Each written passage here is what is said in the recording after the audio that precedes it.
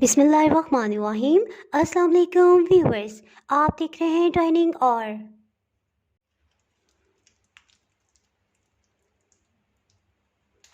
रमज़ान की रेसिपीज़ का सिलसिला जारी है। तो इसमें आज मैं आपसे चिकन कीमा पिज़्ज़ा पराठा की रेसिपी शेयर कर रही हूँ।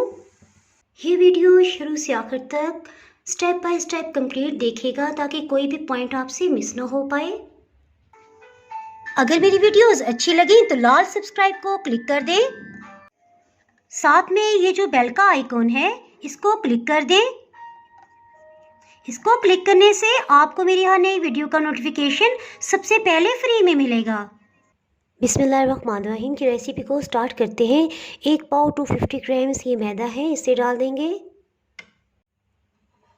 और अगर टेबल स्पून्स में देखा जाए तो ये 11 खाने वाले चम्मच बनता है, इस तरह से भर के लिए हैं जी। इसके साथ ही रूम टेम्परेचर पे 1/4 कप दूध ले लेंगे। नमक 1 चाय की चम्मच का चौथाई हिस्सा 1/4 टीस्पून। चीनी आधी चाय की चम्मच, इसे अच्छी तरह से मिक्स कर लेंगे। अगर आप चाहें तो चीनी स्किप भी कर सकते हैं, लेकिन चीनी डालने का पर्पस ये है कि इसकी वजह से पराठे में बहुत अच्छा गोल्डन कलर आ जाएगा जी। ये अच्छी तरह से मिक्स हो गया, इसे मैदे में शामिल करते हैं।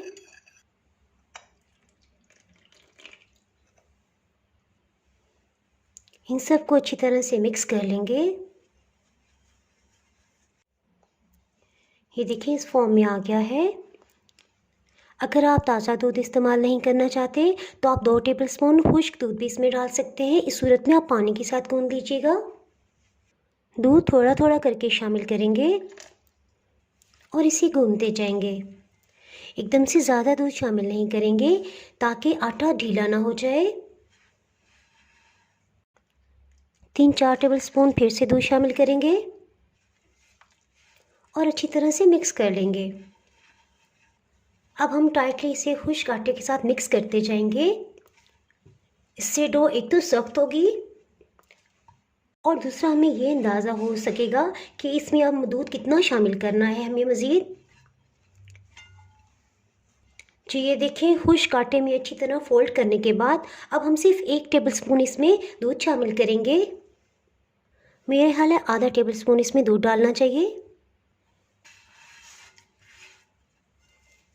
जी, इतना ही ठीक है।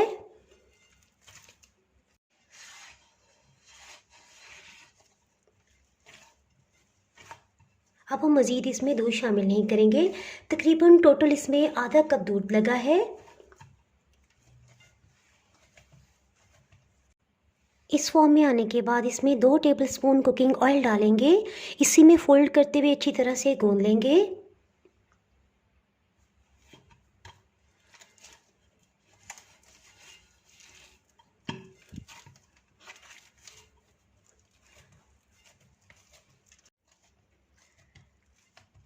जी, आप ये सोच रहे होंगे कि मैं इतनी डिटेल क्यों बता रही हूँ। इनफैक्ट ये सिर्फ डिटेल उनके लिए है जो बच्चे या बच्चियाँ पढ़ने के लिए बाहर के मुल्क गए हुए हैं या जिनको बताने वाला कोई भी नहीं, तो उनके लिए मैं एक एक पॉइंट डिस्कस कर रही हूँ।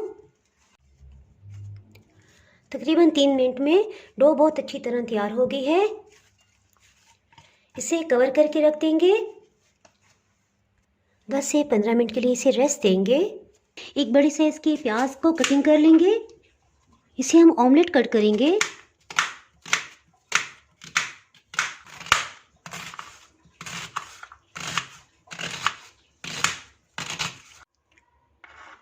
जिस तरह से सब प्याज को कटिंग कर लिया, इसके साथ ही हीट को ऑन करते हैं जी। एक पैन में तकरीबन 3-4 टेबलस्पून कुकिंग ऑयल डाल देंगे।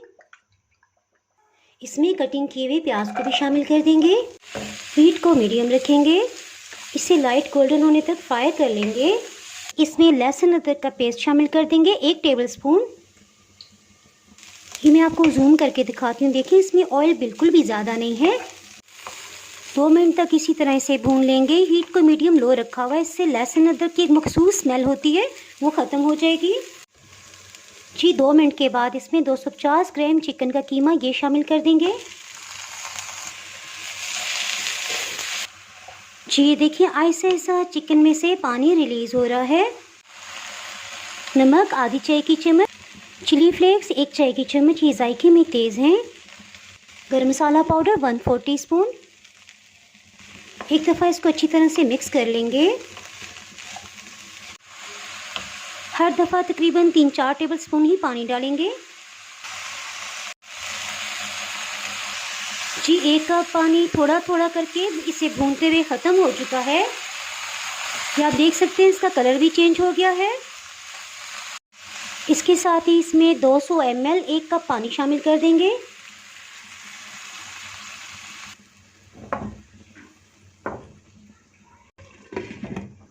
हीट को बिल्कुल लो कर देंगे ताकि कीमा अच्छी तरह से गल जाए।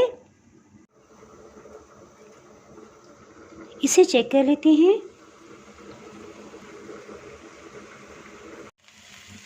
हरा धनिया ये तकरीबन 4-5 टेबलस्पून है। इसे मिक्स कर लेंगे।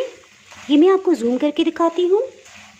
ये देखें तकरीबन तैयार हो गया है और आपको इसमें किसी किस्म का ऑयल नज़र नहीं आ रहा होगा। इसके साथ साथ इसमें किसी किस्म की स्मेल भी नहीं है। हीट को ऑफ कर देंगे और इसे ठंडा होने देंगे। इसके साथ ही रोटी बेल लेते हैं। इसके लिए मैदा आधा टेबलस्पून ये छिड़क देंगे। डो को एक पेड़े की शेप दे देंगे। चीज़ को इस तरह से 4 हिस्सों में डिवाइड कर देंगे। इससे हमें 4 बराबर साइज़ के पेड़े मिल जाएंगे। इस तरह से लेंगे, इसे अंदर की तरफ फोल्ड करते जाएंगे।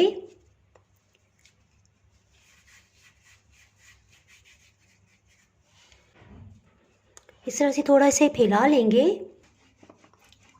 इसकी रोटी बेल लेंगे।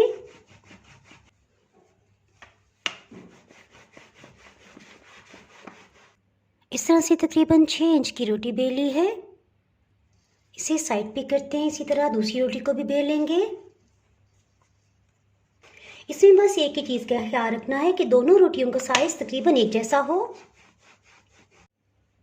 जी ये देखिए तकरीबन 2 एक साइज़ की रोटियां बेली गई हैं। इसे साइड पे करते हैं और रोटी बेलने से पहले तकरीबन आधी चाय की चम्मच मैदा डाल देंगे। रोटी को थोड़ा इस तरह से कर लेंगे और डस्ट किए हुए मैदे के बिल्कुल ऊपर इस रोटी को रखेंगे। जी सबसे पहले इस रोटी के ऊपर होममेड पिज़्ज़ा सॉस लगा देंगे। ये केचप से बना हुआ है और सिर्फ 1 मिनट के अंदर तैयार हो जाता है। अगर आप इसकी वीडियो देखना चाहें तो इसका लिंक मैं डिस्क्रिप्शन में दे दूंगी, आप वहाँ से देख सकते हैं। कीमे की फिलिंग भी ठंडी हो गई है। इसे इसके ऊपर डाल देंगे।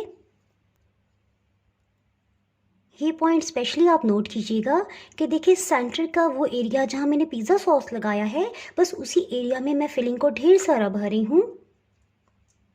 किनारों से थोड़ा छोड़ देंगे। चेडर चीज़ या मोज़रेला चीज़ जो भी आपके पास हो आप इस्तेमाल कर सकते हैं। चीज़ को कश करके इसके ऊपर डाल देंगे। चीज़ आपको जितनी भी पसंद है, कम या ज़्यादा अपनी मर्ज़ी के मुताबिक आप डाल सकते हैं। थोड़ी सी प्याज, शिमला मिर्च अगर आपको पसंद है तो डालें, वरना रहने दें।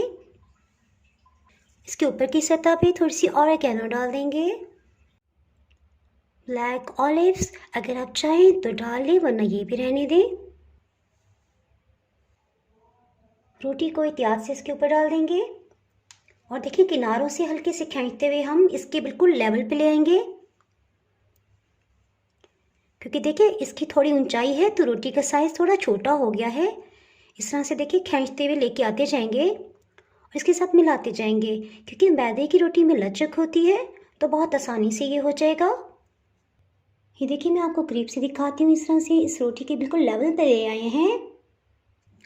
अब इस सबको अच्छी तरह से इस तरह अंगूठी की मदद से दबा लेंगे ताकि कहीं से भी फिलिंग ना निकले।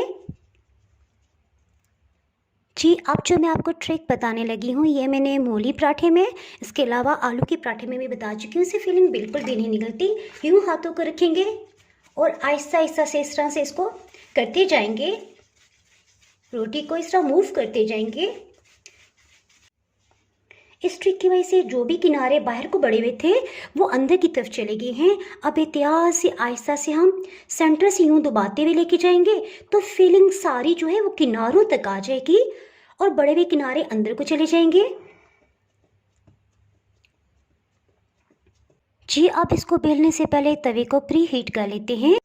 इस्तेमाल से पहले हमेशा की तरह तवे को मैंने अच्छी तरह से धो लिया है और 1 टेबलस्पून कुकिंग ऑयल से इसे ग्रीस कर लेंगे। आप चाहें तो मक्खन भी लगा सकते हैं। चलें इसके साथ ही रोटी को बेल लेते हैं। जी मैं ये तो बताना ही भूल गई, हीट को मीडियम रखा हुआ है। हल्के हाथ से रोटी को बेल लेंगे।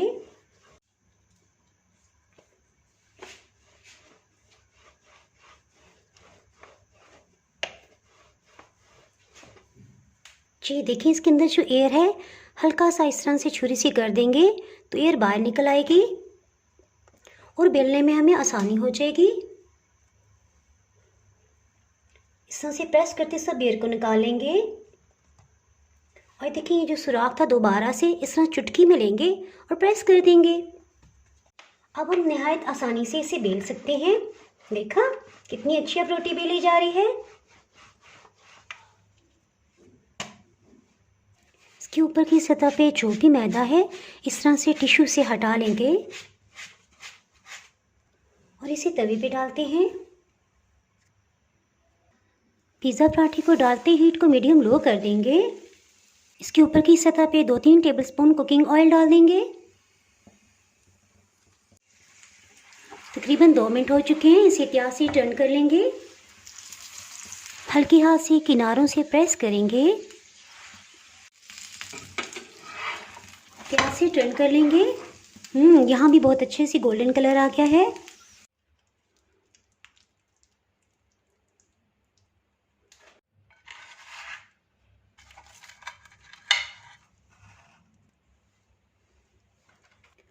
बहुत ही टेस्टी पिज़्ज़ा पराठा तैयार है। ब्लैक ऑलिव्स और शिमला मिर्च से डेकोर करके सर्व करेंगे। जी बारी आ गई टेस्ट करने की। ये मैं आपको टेस्ट करके बताती हूँ।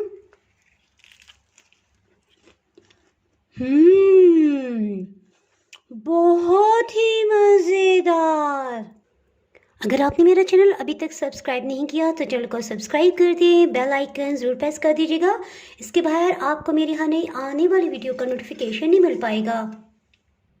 दुआओं में याद रखें, वीडियो लाइक और शेयर करना बिल्कुल भी ना भूलिएगा। इसके साथ ही मैं इजाज़त चाहती हूँ। अल्लाह हाफिज़।